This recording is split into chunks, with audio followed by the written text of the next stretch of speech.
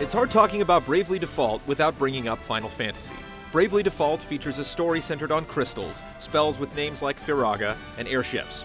Yet in many ways, it's better at doing Final Fantasy than recent Final Fantasy games. Instead of a convoluted story with so much bizarre terminology that it requires its own dictionary, Bravely Default builds upon a clean, classic template. But the game isn't merely content with harvesting nostalgia.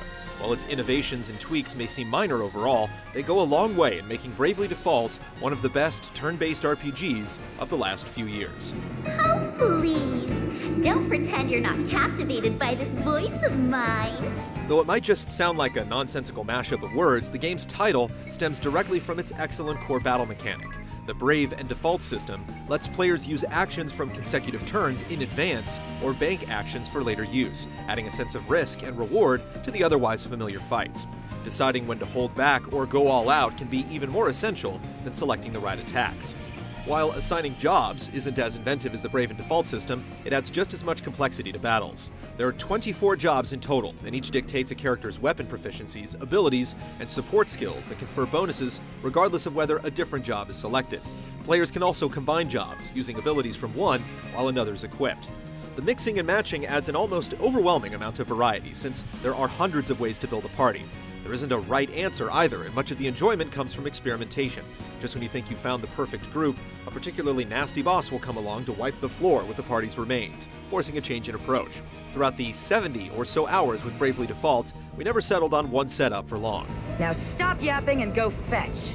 The only downside to switching jobs is that it necessitates grinding, especially at the end of the game.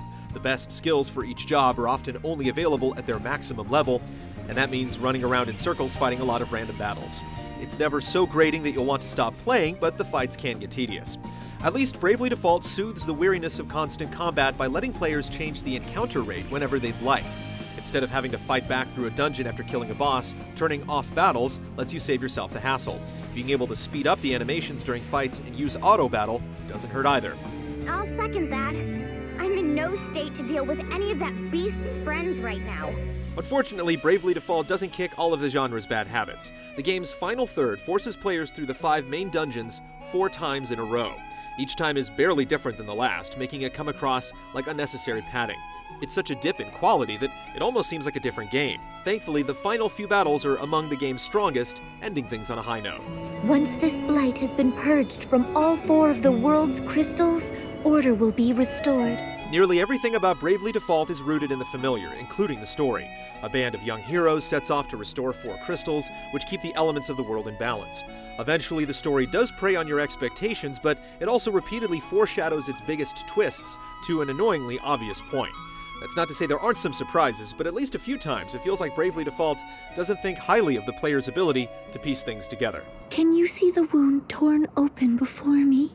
The game's various social features work well, but are relatively minor. Arguably the most useful one is Norend Village. Your street passes turn into villagers, which can slowly restore various shops, which offer advanced weapons, armor, and other things that can provide an edge. Another way to get ahead is through SP drinks, which can be purchased with real money or with SP points that accumulate over time. SP drinks essentially supply a free turn during battle, letting characters attack without consequence.